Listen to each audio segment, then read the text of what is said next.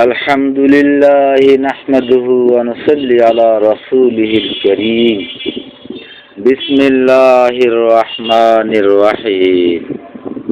আজকের আলোচনার বিষয় নিজের দোষ কিরূপে চেনা যায়।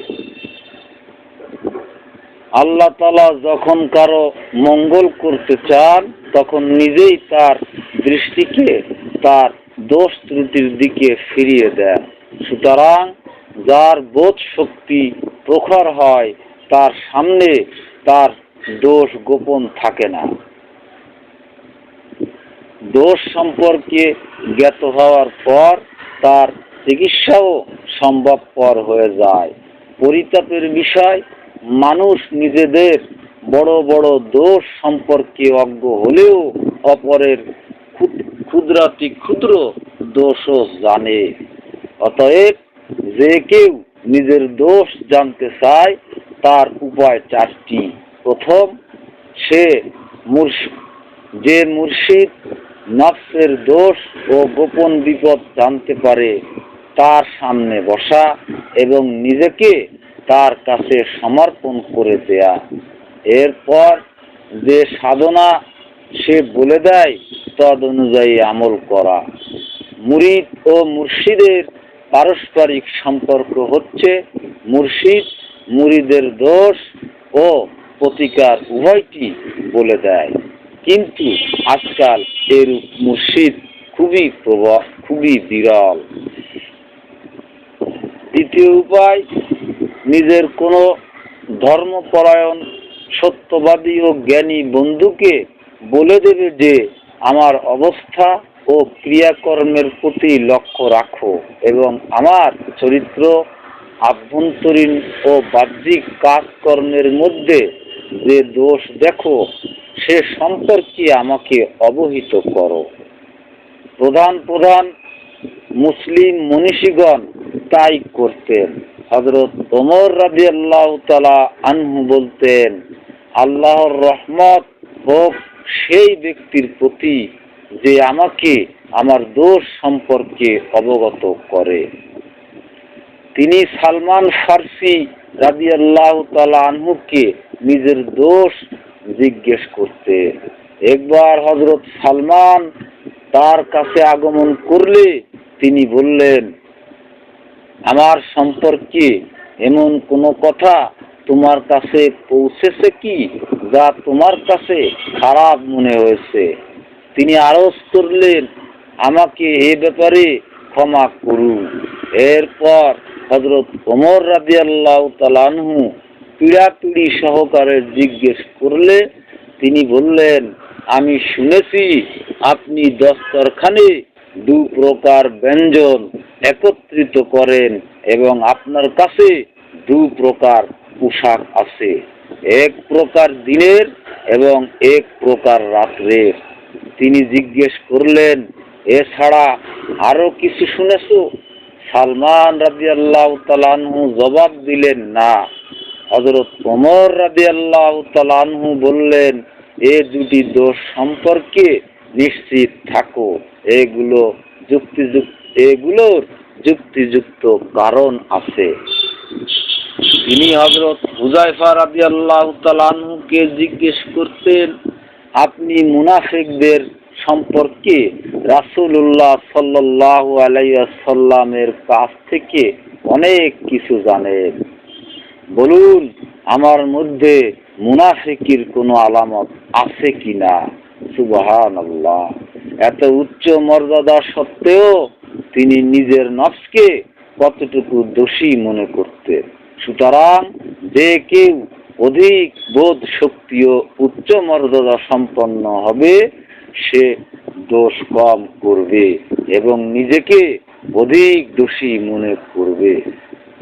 আজকাল এমন বন্ধু পাওয়া দুষ্কর যে চক্ষু লজ্জা দূরে রেখে দোষ বলে দিবে। আজকালকার বন্ধু হিংসুটে ও স্বার্থপর, ফলে যেটা দোষ নাই সেটাকেও দোষ মনে করে অথবা খোশামদের কারণে দোষ গোপন করে। এ কারণে হযরত দাউদ তাই মানুষের সাথে উঠা বসা বর্জন করেছিলেন। তাকে জিজ্ঞেস করা হলো, আপনি মানুষের সাথে মেলামেশা করেন না কেন? তিনি বললেন, এমন লোকদের সাথে মেলামেশা করলে আমার লাভ কি, যারা আমার দোষ গোপন রাখে। মোট কথা, ধার্মিক লোকদের বাসনা এটাই থাকে যে অপরের বলে দেওয়ার কারণে তারা নিজেদের দোষ সম্পর্কে অবহিত হবেন। কিন্তু এখন জামানা এমন হয়ে গেছে যে কেউ উপদেশের কথা বললে এবং দোষ প্রকাশ করলে তাকে বড় দুশ্মন গণ্য করা হয়। এটা ঈমান দুর্বল হওয়ার লক্ষণ। কেননা অসৎ চরিত্রতা সর্প ও বিচ্ছুর মতো। যদি কেউ আমাদেরকে বলে তোমার কাপড়ে বিচ্ছু রয়েছে, তবে আমাদের তার কাছে ঋণী হওয়া এবং খুশি হয়ে বিচ্ছুকে আলাদা করতে ও মেরে ফেলতে সচেষ্ট হওয়াই উচিত। কিন্তু বিচ্ছুর বিষ মাত্র একদিন অথবা আরো কম সময় থাকে, আর অসৎ চরিত্রতার শাস্তি মৃত্যুর পরও হাজারো বছর পর্যন্ত থাকে।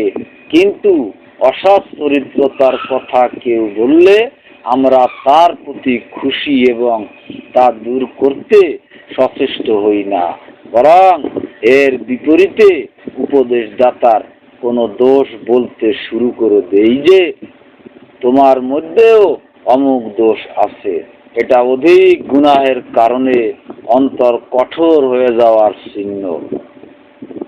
আল্লাহর কাছে দোয়া করি তিনি যেন সঠিক পথ দেখান এবং আমাদের দোষ সম্পর্কে আমাদেরকে অবহিত করে তার চিকিৎসায় ব্যাপৃত করে দেন। কেউ কোনো দোষ বলে দিলে আমরা যেন তার কাছে ঋণী ও কৃতজ্ঞ হই।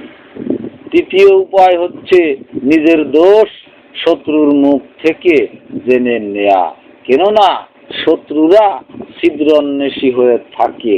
এটা বললে অত্যুক্তি হবে না যে মানুষ এ ব্যাপারে বন্ধুর তুলনায় ছিদ্রান্বেষী শত্রু দ্বারা অধিক উপকৃত হতে পারে। কেননা বন্ধু খুশামেদের কারণে দোষ প্রকাশ করে না, কিন্তু মুশকিল হচ্ছে মানুষ জন্মগতভাবে শত্রুর উক্তিতে মিথ্যা ও হিংসা প্রণোদিত জানে। তবে অন্তঃচক্ষুর অধিকারী ব্যক্তিগণ শত্রুর কথা দ্বারাও উপকৃত হন। চতুর্থ উপায় হচ্ছে মানুষের সাথে মেলামেশা করে তাদের মধ্যে খারাপ যা দেখবে নিজেকে তা থেকে বাঁচিয়ে রাখবে। কেননা মুমিনগণ একজন অপরজনের আয়না।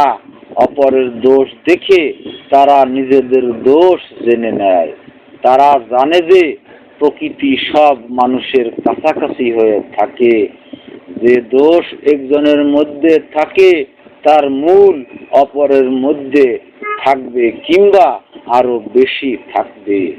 এই শাসন পদ্ধতি খুবই উত্তম। একে কার্যকর করলে মুর্শিদ ও আদব শিক্ষাদাতার কোনো প্রয়োজন থাকে না। হযরত ঈসা আলাইহিস সালামকে লোকেরা জিজ্ঞেস করলো, আপনাকে কে শিষ্টাচার শিক্ষা দিল? তিনি বললেন, আমাকে কেউ শিষ্টাচার শিখায়নি। মূর্খের মূর্খতা আমার কাছে খারাপ মনে হয়েছে, তাই আমি একে পরিহার করেছি। ওয়াখিরি দাওয়ানা আনিল হামদুলিল্লাহি রাব্বিল আলামিন ওয়া মা তৌফীকি ইল্লা বিল্লাহি আলাইহি তাওয়াক্কালতু ওয়া ইলাইহি উনীব।